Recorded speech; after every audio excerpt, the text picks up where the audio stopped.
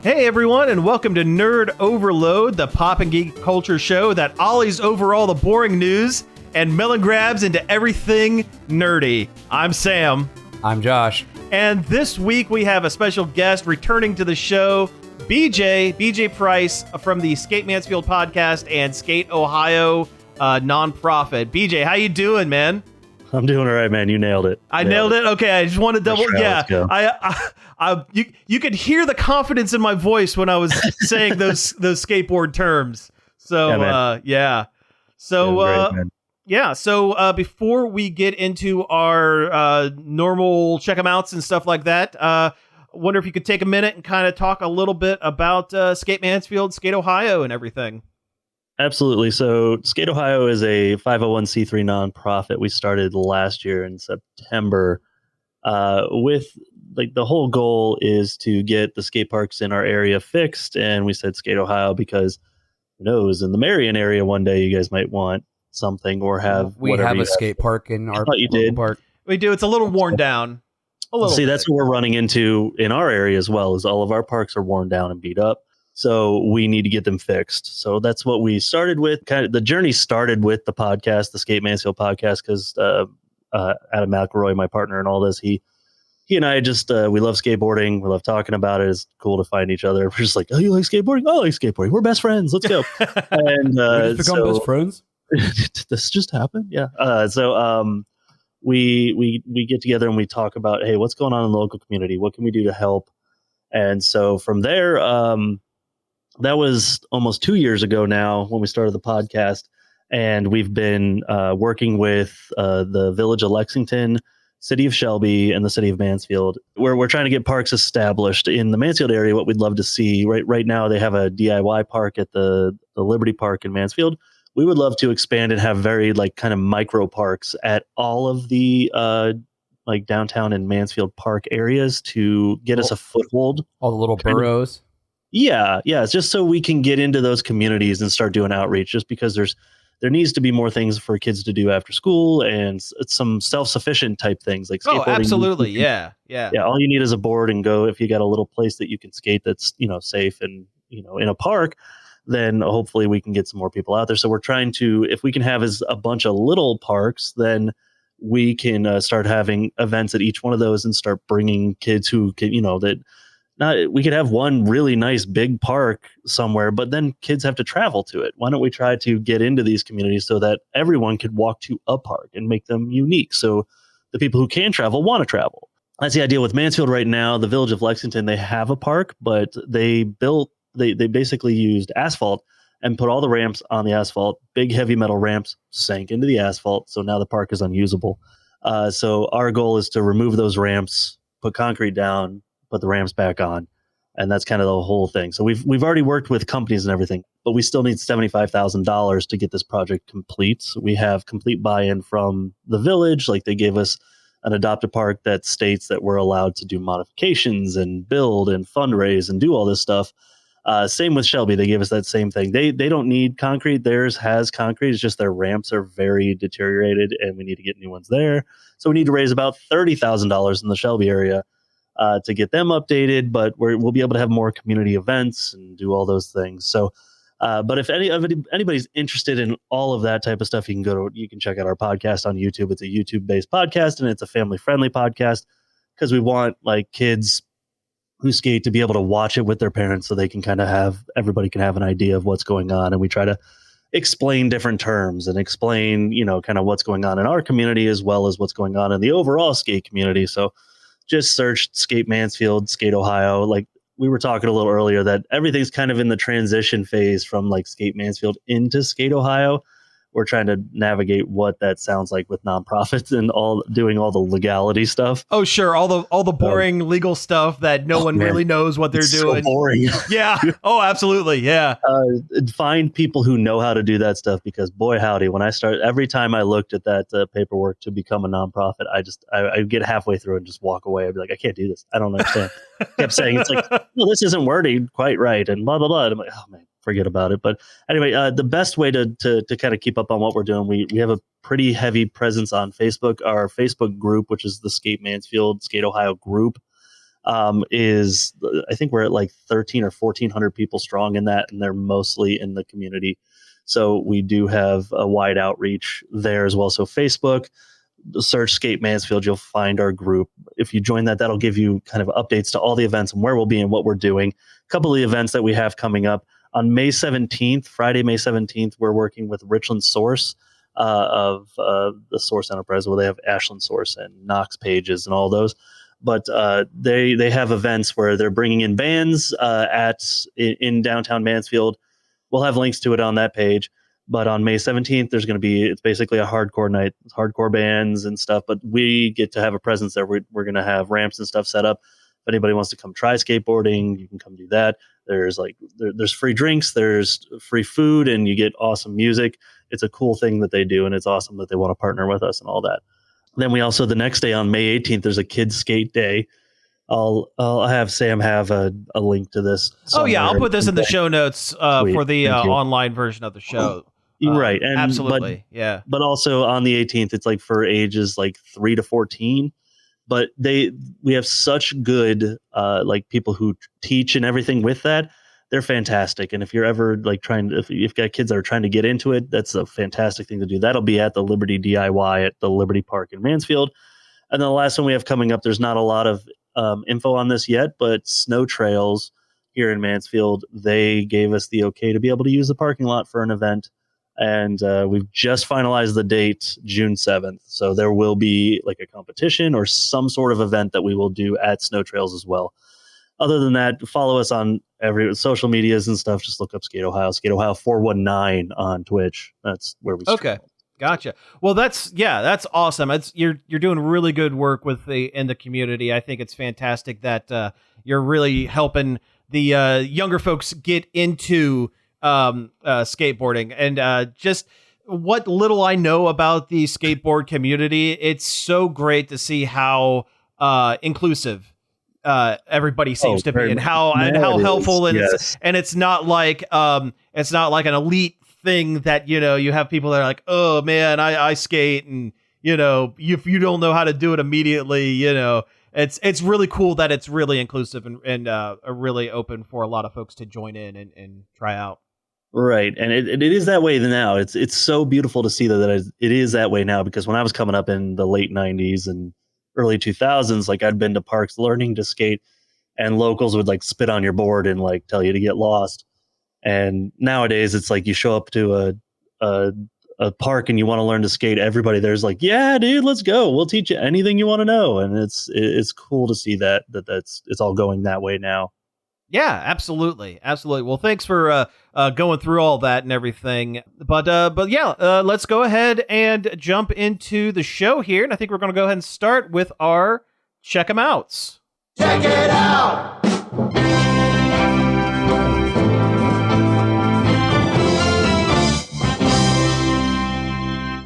Well, yeah, let's go ahead and jump into some of the stuff we've been doing. BJ, you're the guest. What's something you've been getting into here lately? So I went back. There's a podcast called the Attitude Era Podcast. I know, Sam, you and I have I'm familiar with the Attitude Era Podcast. Okay. Cool. Yeah, I've been a big fan of them since they started years and years ago.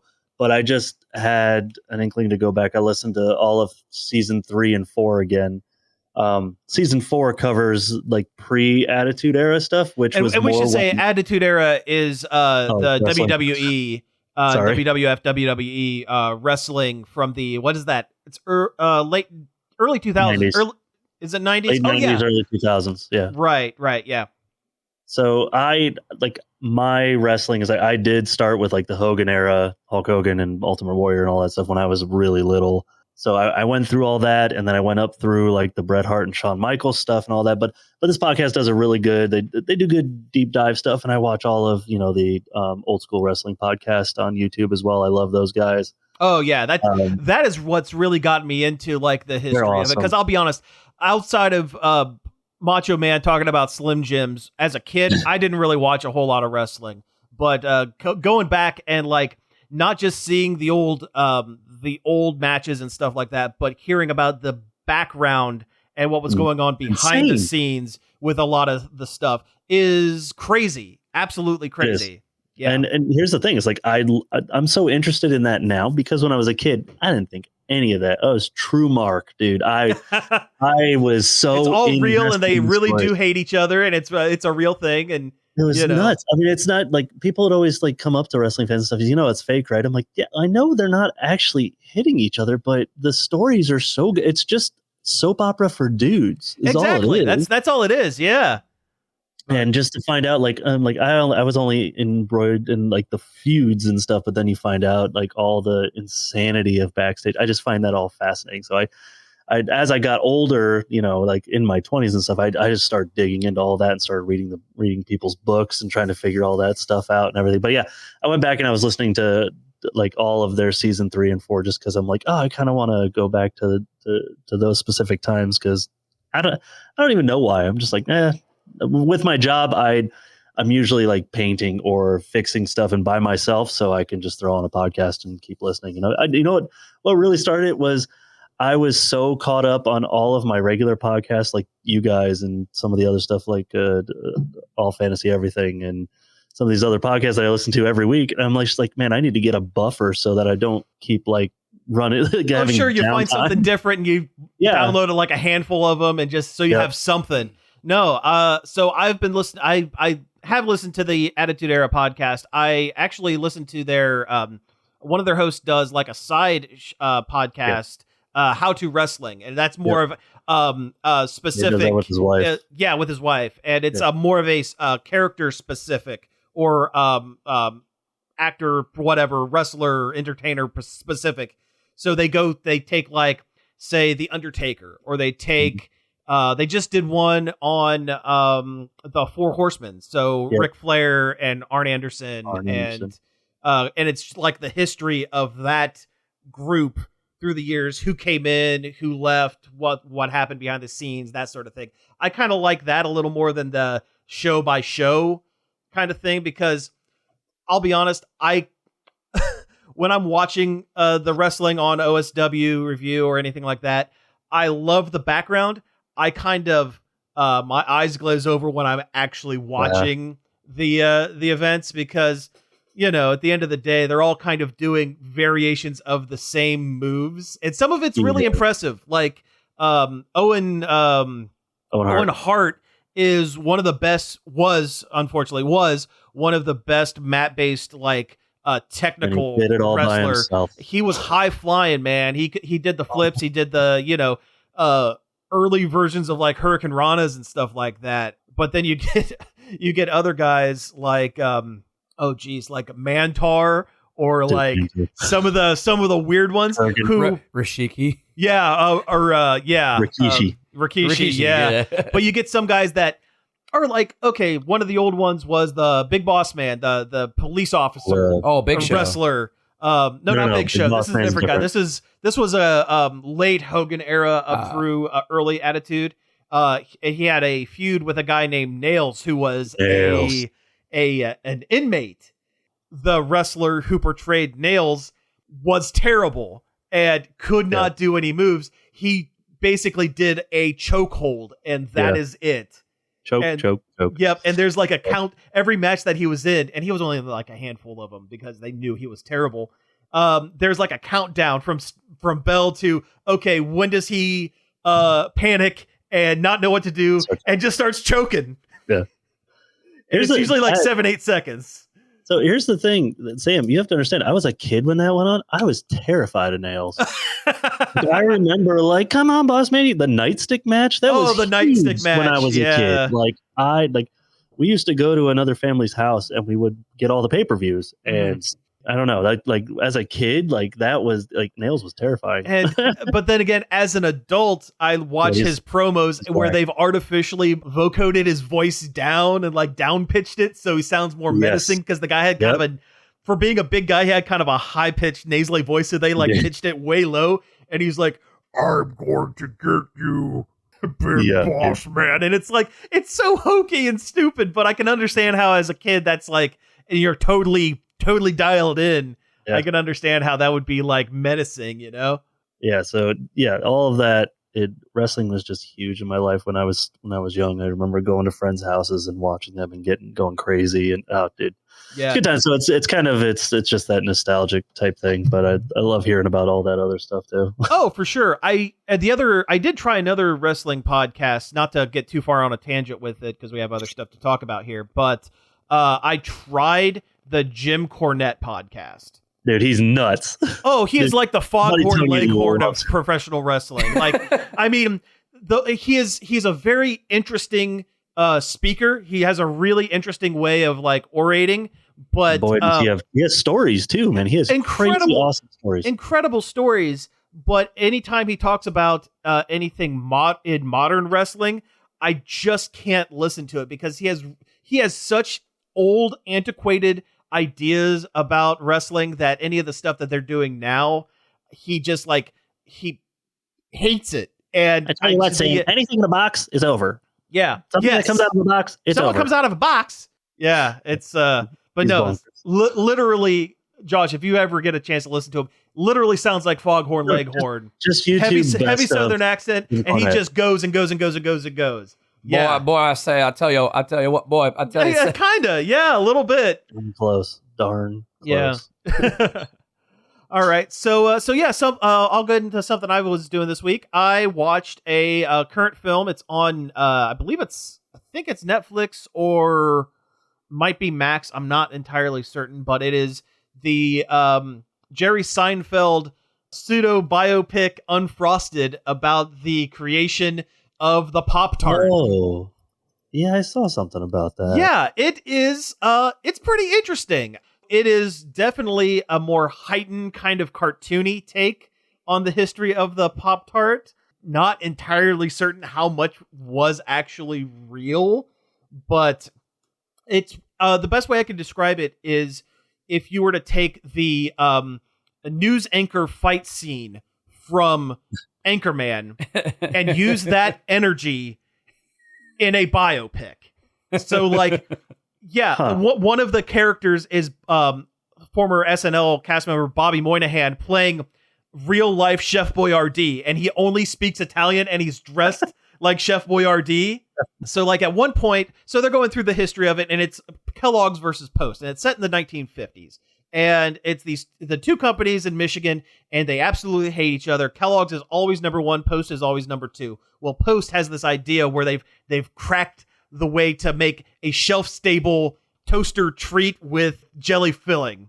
They cracked it. So it's Kellogg's trying to come back, and they hire this team of innovators from the 1950s, and it's all people outside of breakfast the breakfast foods. They have Jack LaLanne is part of the team, and the actual Chef Boyardee is part of the team, and this very clear it's a take on Werner von Braun, the former Nazi scientist who ended up working for the United States in the space race. I mean, Thomas Lennon did. Well, yeah, but Thomas Lennon, the Lieutenant Dangle from Reno 911, plays this very clear former Nazi scientist. He was the inventor of the sea monkeys, and while this is all going on, there's also a growing strike of the breakfast cereal mascots, led by the Shakespearean actor who plays Tony the Tiger, who is played by Hugh Grant. Oh my gosh! Yeah, so like, they're great. Yeah, and at one point, I mean, this was a little on the nose, but at one point there Toucan Sam. There's Toucan Sam is played by one of the other guys from Reno 911. So they are, all the mascots are going on strike, and they're protesting outside of Kellogg's because Pop-Tarts doesn't have a mascot. It's these Pop-Tarts are going to put the cereal mascots out of business, and it escalates into a January 6th style raid on the Kellogg's headquarters. And by the end of it, Hugh Grant, who's been wearing this Tony the Tiger mascot uniform the entire movie, it degrades into essentially, you know, that buffalo-headed dude who was like the head of he's turned the Tony the Tiger like mascot head into like a headdress. He's attached horns to the side of it. He's taken the shirt off, so he's only wearing the Tony the Tiger pants. So he looks like the guy from all those memes, meme pictures or whatever. And yeah, it's pretty. It's a little on the nose, but it's pretty funny. But it's a good movie. It's definitely not. It's not serious. If you're going in looking for an actual representation of the creation of breakfast cereals, it's not there. But and the other thing is there are so many celebrity cameos within the film. It's unreal. You know what? They've been advertising it as Jerry Seinfeld, this whole thing. Melissa McCarthy has just as large a role as Jerry Seinfeld. I saw a bit between her and Hugh Grant or something. I just scrolled past it and I stopped and it seemed interesting. Yeah. And the head of Post. So the head of Kellogg's is Jim Gaffigan. The head of Post cereal is Amy Schumer. And they have this Hatfields and McCoys between the Kellogg's family and the Post family, and they have this secret torrid love affair, but they can't let anyone know because it's the Hatfields and the McCoys, but breakfast cereal, and they have this whole thing going on. It's pretty funny. It's pretty good. I'm glad I sat down and watched it. So I would definitely recommend it. You guys prefer Kellogg's or Post cereals? Whichever one makes Cinnamon Toast Crunch. Cinnamon Toast Crunch as an adult. See, I always loved Fruit Loops. I always loved, the Lucky Charms, that sort of thing as a kid. These days, I'm a big fan of cinnamon sugar. The Cinnamon Toast Crunch is my go-to these days. Yeah. French Toast Crunch is really good. Okay, yeah. Man, I missed that. That was good. Yeah. It's back. Oh, it is. It's always back. You know what? I'm a pretty big cereal guy. Somehow, French Toast Crunch has returned. The only breakfast cereal that I really do not care for, and this was going all the way back as a kid, Cookie Crisp. Never got into Cookie Crisp. It tastes like chemicals. It tastes like cardboard and chemicals. Exactly. Oh. Yeah. Yeah. It does not taste like cookies. It tastes like chemicals. Yeah. Me and my sister used to eat a lot of Cookie Crisp. Oh, really? Back when the mascot was a British Bobby and a. Oh, yeah. Okay. Yeah. Before they turned it into the. I don't even know, what is it now? Wasn't it a dog? It's like a bandit dog or something like that. Well, the bandit dog was always there. He was running around with the criminal that was always getting chased by the cop, and he's the one that would go Cookie Crisp. Right. Yeah. But now it's just the dog. They've completely phased out the other characters in the story. For Christmas last year, Hannah got me every episode of Wacky Races. And I was watching nice. The other night. Oh, okay, yeah, that's good stuff. We all that Christmas we just all sat and ate like Lucky Charms and cereal and just watched Wacky Races. It was a dope Christmas. Saturday morning Christmas. Yeah, yeah. No, I remember watching those on like Cartoon Network and stuff like that as a kid. For sure, love that show. Oh, absolutely. And then they announced Boomerang and moved all of them over there. Yeah. You know what? The free cable, MeTV, is they're going to be starting another like side television channel that is essentially what old Cartoon Network and what Boomerang used to be. So a lot of like Flintstones and Jetsons and Wacky Race and Scooby-Doo, that sort of thing. You know, I was talking about this at work last night with somebody. I am surprised no one has tried to take a stab at a Jetsons movie. Like a live action Jetsons movie? Yeah. I'm sure it'll happen eventually. As the Flintstones live action movies hit, they were the first one was good. The second one is terrible. Yeah. Well, yeah, but they still made them. Viva Rock Vegas is absolutely horrible.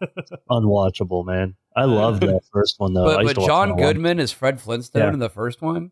Fantastic casting. That was also Halle Berry's first movie. Oh yeah, she was like the femme fatale secretary kind of thing. Yeah. For was it Kyle MacLachlan? He was the guy from Twin Peaks. Was he the shady businessman villain of that film? I think. Was Barney Stephen Baldwin? In the second one. It was Rick. Okay. I think it was Rick Moranis in the first one. Oh man, gosh, I got to revisit that one. I'm It's gonna, dope. I'm gonna look at that because I don't remember now. Yeah, it is Rick Moranis. I do know Okay. that. Okay, dope. Yeah, that first one was awesome. I love that movie. Yeah, I love that one. All right, well, hey, let's go ahead and take a break here, and when we come back, we will jump into some news. Welcome aboard Long Play Flight 3502. Destination great music with a connecting flight to lifelong memories.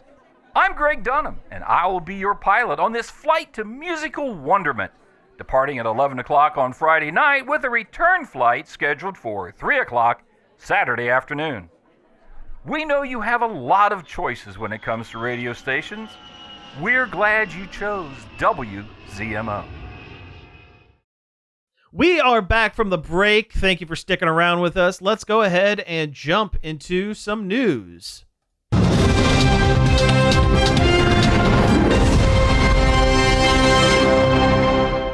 Okay, now we can start talking. Did you play a soundbite at the end of it or no? I didn't. Not today. Not today. No. I need to go back through and redo some of my soundboards. There's a lot of really old ones on there. So gotcha. Yeah. So anyway, let's jump into some things, and actually let's start off with one of the more probably the most negative thing on our board. I mean, it's not too bad, but we'll get this one out of the way. So Microsoft, Xbox, that sort of thing. They, over the last couple of years, have been buying up small indie publishers. Not just small ones. Not just small ones, but pretty good-sized ones as well. Publishers, development studios, that sort of thing. And it was announced earlier this week that they are closing like a handful, like 3 or 4 of their smaller studios. In this rash of just mass layoffs in the video game industry. Yeah, we are in the height of mass layoffs. I want to say by the end of January this year, the amount of layoffs in the video games industry matched the total amount for 2013. That's bonkers. Yeah, and I'll tell you what a lot of it is when the COVID-19, the lockdown hit, what did everyone do? Play video games.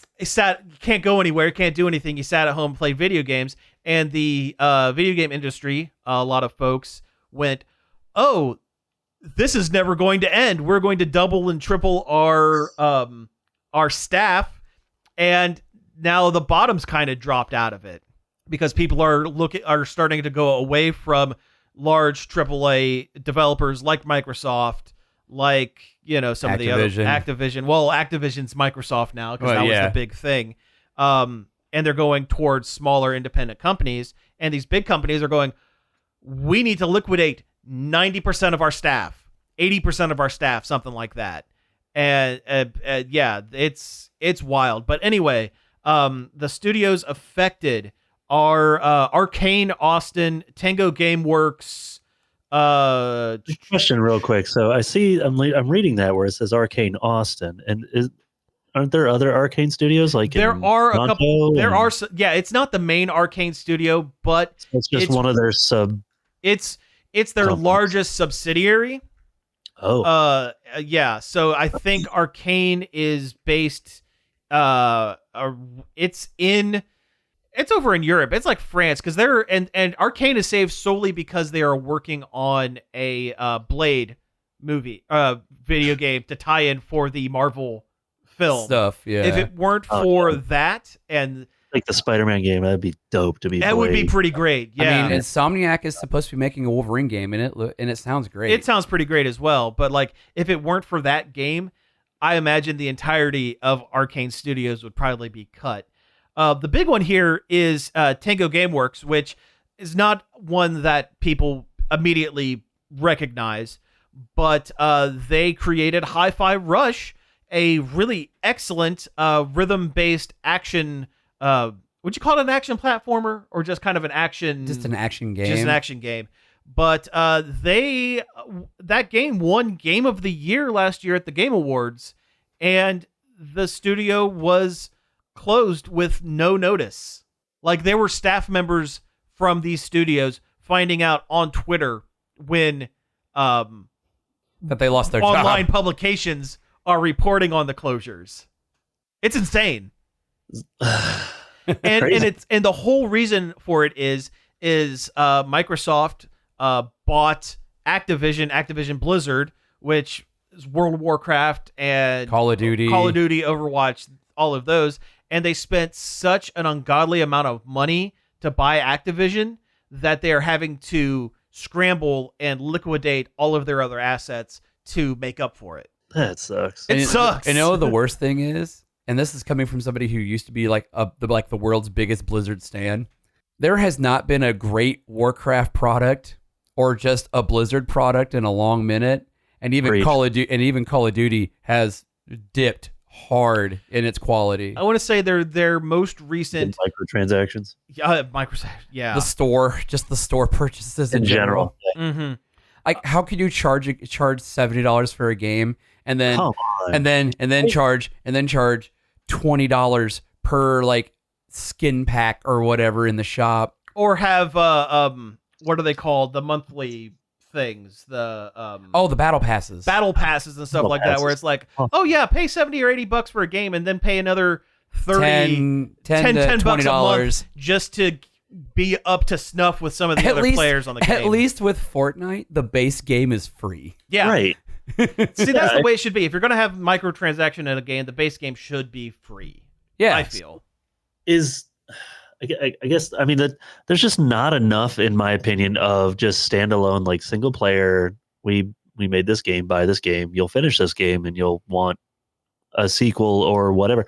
It seems like they just have to keep, like, well, how do we keep them engaged and paying money while they're playing? Well, that's part of the thing with with Baldur's Gate. Baldur's Gate 3 came out perfect. Yeah. Game was complete. No microtransactions. The story is there. The whole game is there. You don't have to buy additional content. They released one of their most recent updates actually has a full post-game like epilogue that they added for free. And the Larian Studios, the folks that made Baldur's Gate 3, have said that they are not going to be working on Baldur's Gate 4. They're not going to be... from now on, they're working on original IPs only because Hasbro and some of the people that own the D&D license looked at Baldur's Gate 3 and said, "Where is the microtransactions? We need to make this an evergreen game selling stuff." And Larian Studios said, "No, we are making quality, not quantity here."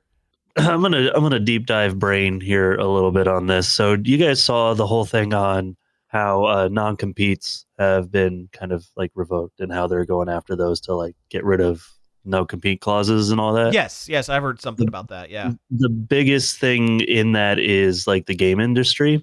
Mm-hmm. The people that are fighting the hardest are like, well, obviously rich people, but right. Yeah, but in the game industry, here's the thing: is like most of those people who are coding and doing stuff on like these people who are being let go now. I'm sure they have no non-compete, so they can't take what. They're kind of stuck, yeah. And they can't just go work at another gaming company because they'll probably have something built into whatever contract when they get kicked out. They can't do that. But this whole change, it did pass in some ways. But lobbyists and everything are coming after it. They, the gaming industry, the Microsofts of the world do not want this to happen because if they don't have that non-compete, they can take all their information, go start their own company, having all this knowledge and making their own game. And sure, they have to salt the earth. Not only it's like we don't want you to make games for us, but we also don't want you making games for someone else. Which is funny because Epic Games is the owner of the Unreal Engine, and 90% of games use the Unreal Engine. Yeah. So it's like, okay. And what's the big deal? Yeah. They're going to be using your engine. They have to add, I don't know, but I'm excited for like if this no compete thing like continues to go through because that would be great. I mean, it like enhances, just capitalism in general. Like you can go out and more studios will start up. Smaller ones will because they'll be able to. They'll be able to leave if they don't like what they do and they want to make their own game. They'll be able to do it. I mean, old guard old guard from various studios and going out and starting other studios. I mean, that's always been a thing. Mm-hmm. Like there's a group of ex-Blizzard devs that went out and started their own company, and they're putting out a kind of like a spiritual successor to like Warcraft 3 and StarCraft. Yeah. Well, like the folks from Rare did Banjo-Kazooie. They did the Donkey Kong Country games. They did a bunch of those back in the day. Some of the best games on the Super Nintendo and Nintendo 64. Yeah. When Microsoft bought them and they were put into the Microsoft Connect mines to make motion games for that no one played. A lot of those devs went off and started their own company, and that's where the game Yooka-Laylee, which is a spiritual successor to Banjo-Kazooie, came from. And now, what is Rare doing? Making Sea of Thieves content. Yeah, and that's it. And they're not. Don't get me wrong. Don't get me wrong. I like Sea of Thieves. It's a great game, but but they should be allowed to do more. Yeah, you know. Too bad some of their best titles though are tied to other companies. Right. I'm looking at you, Donkey Kong Country. Donkey Kong Country, right. And even stuff like Conker's Bad Fur Day. Like, I would love to see another Conker's game, but it's it's not. It's never gonna happen. Never gonna happen. No. But no, the non-competes. I mean, it's everywhere. I mean, if I were to leave my job, I would most likely have a non-compete added to me, where I wouldn't be able to. Oh yeah, same thing for me. Like if I jump to another company for like 6 months or something. Say like that. I left my job and I went down to like Tennessee to go work for like I think it's a Samsung plant down there. Mm-hmm. I could probably get sued. Yeah. by my company, for the years and years of information I have. Yeah. One of the big things I was watching in the video that was talking about this is Jimmy John's apparently has a giant no compete. Really, Jimmy John's? Yeah. Really? And I'm pretty sure 90% of their sandwich is mayonnaise. Yeah. What's the big secret about that? That's I'm true. I'm very conflicted because I love me some Jimmy John's, but I this hate whole thing Jimmy is that there was, Yeah. but they have like they can't work like at McDonald's or anything like that when they leave. They have them, that like, is really dumb. boxed. That's ridiculous. That's ridiculous. Yeah. I don't think it's like everywhere for that, but the story that I was reading was a guy out of Chicago, where like he's like, if I leave here, like all these places on the map were like that were red. He's like, I can't, go anywhere. That's Nonsense, dude. criminal. That's awful. I feel that way. Yeah. And to tangent off of that, WWE, getting back to wrestling for just a minute, just 1 minute. We need a wrestling button next to the Power Ranger button. Yeah, this is the new Power Rangers is talking about wrestling. So WWE of course has a non-compete whenever they terminate some of their let some of their wrestlers They'll go. be lobbying for this to not go through, I'm sure. Oh, absolutely. Have you seen anything about they're able to wrestle now, but they had a 6 months where they weren't able to. Mace and Mansoor, the Maximum Male Models, they were essentially. I know about them, but what if Zoolander and Hansel were professional wrestlers? They were comedy heels that were kind of like airhead. Yeah. So they're now going. I love wrestling. Yeah. So they stayed together as a tag team, and they've been hitting all roommates. these. Yeah. But they've been hitting all these smaller independent promotions, and they're like, oh, like that dirt wrestling in Africa. That's what I'm getting into. BJ, have you heard of soft ground wrestling? Soft ground wrestling? No. You need to look this up because there is it is a wrestling promotion, grassroots promotion based in Uganda, and it's a bunch of essentially Ugandan orphans that decided to start a wrestling promotion, like a professional wrestling. Yes. SGW. Yeah. SGW. And the whole reason it's called soft ground wrestling is they can't afford a ring.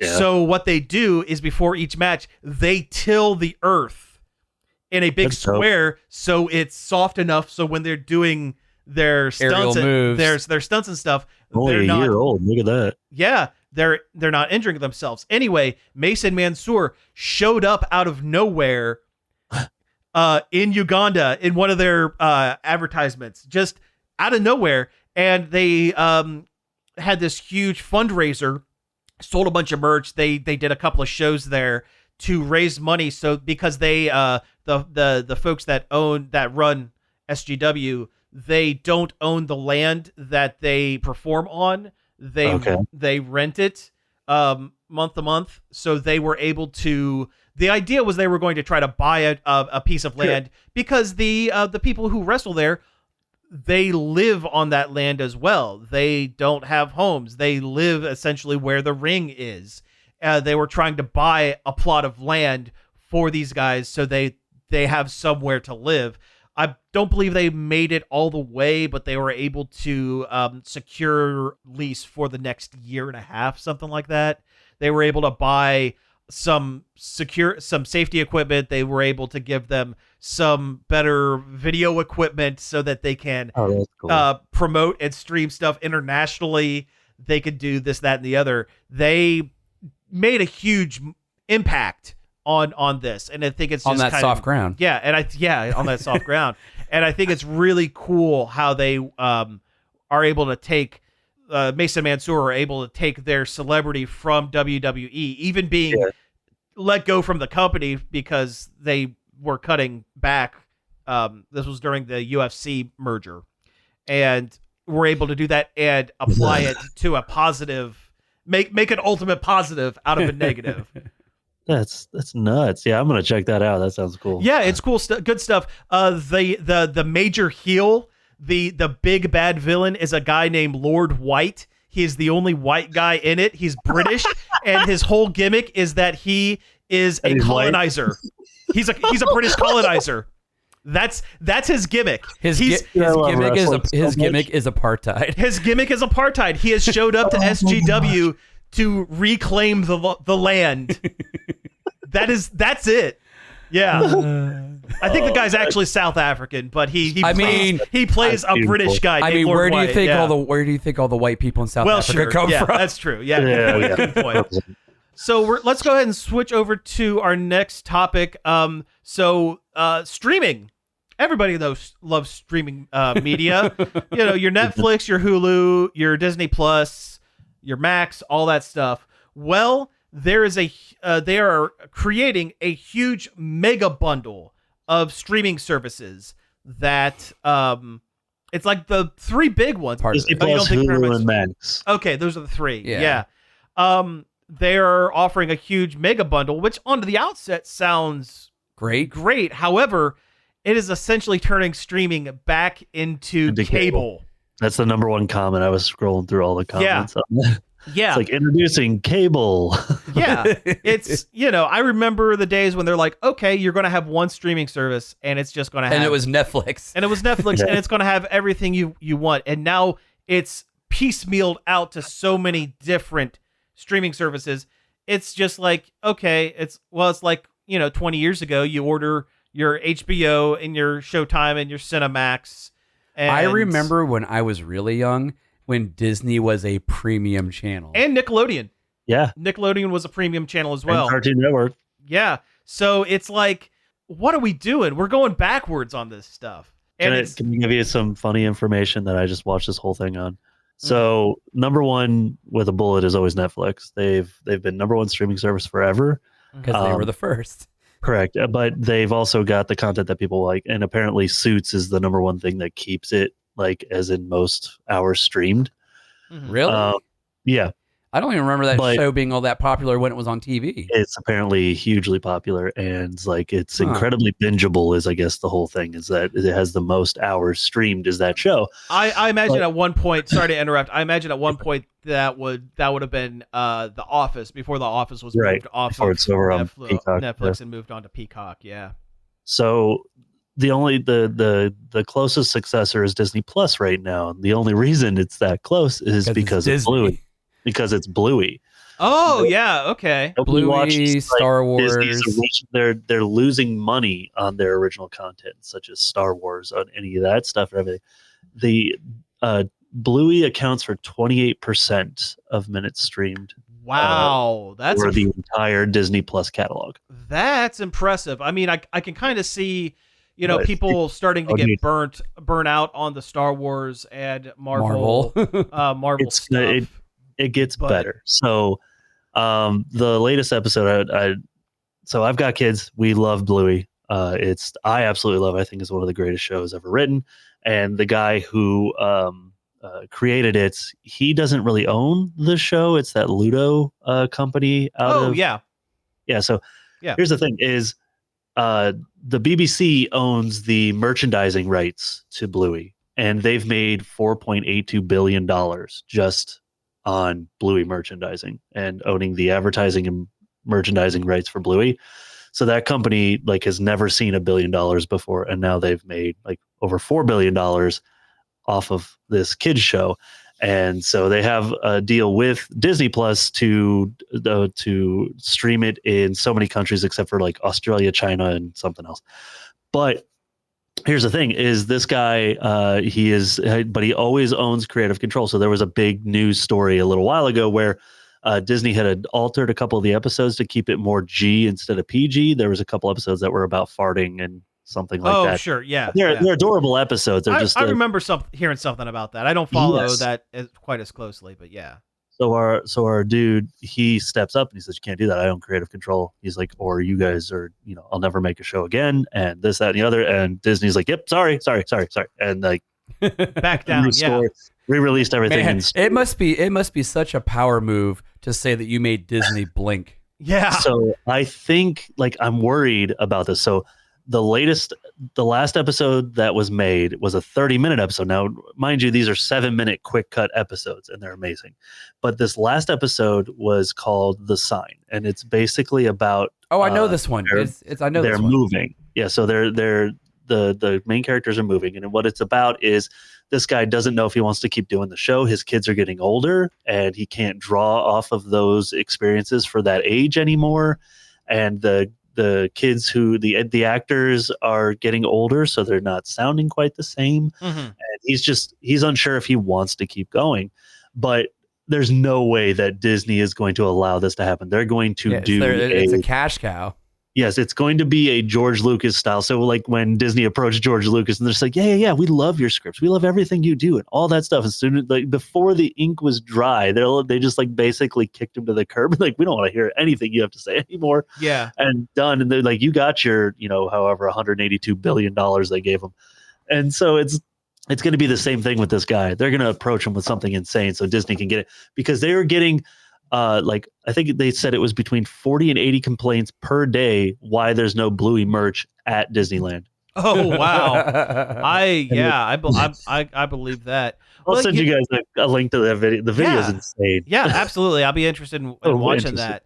At least with this Bluey guy, if he does sell off the show to Disney and for an insane amount of money, it sounds almost like he is willing to start on like another project. He's not going to do the George Lucas thing where he's took his money and basically just disappeared, took his neck waddle of sadness and just took off. Yeah, it sounds like this, but it sounds like the Blue guy at least is going to go on and put that in and do other stuff. It's hard to like explain. There's so much care into each one of these episodes. They're so they draw you in so much.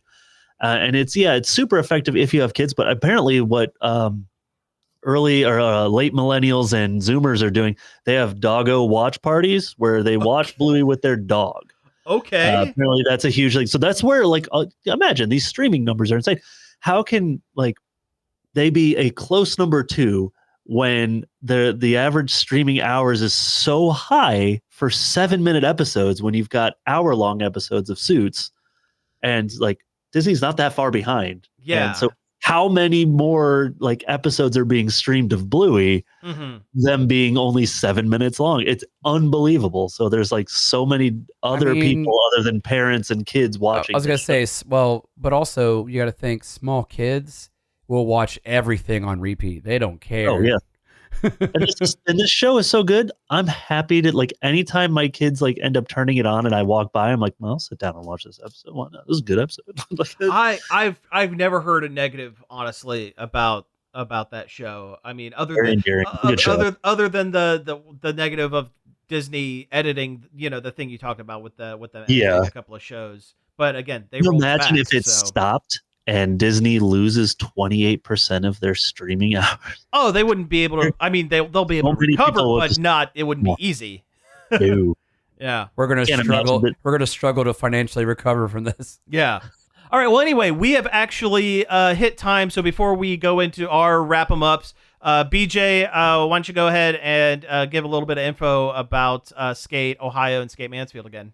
If anybody out there has, if your town, you want to get your skate park upgraded, or you need to get a skate park in your town, reach out to us, skateohio.com or info@skateohio.com. Send us an email.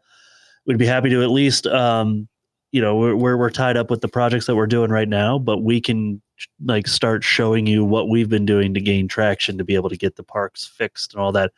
We also give out boards to people who can't afford them and offer camps and everything to be able to help people learn. It doesn't matter any age. You can pick this up at any age. If you just want to roll around like me in your 40s and have a good time, it's still here for you as well. But skateohio.com, we have links to everything from there. That's probably the easiest. Okay, well, great. BJ, thank you, man, for coming on to the show. I appreciate you coming back. Yeah, I love this show. Oh, Love yeah. it. Yeah, #1 fan right here. So, yeah. Totally. All right, so anyway, you have been listening to Nerd Overload. Thank you very much for tuning in. You can find us each and every day over at nerdoverload.com. You can find us on our socials, Facebook, Instagram, Twitch. Support our Patreon at links.nerdoverload.com.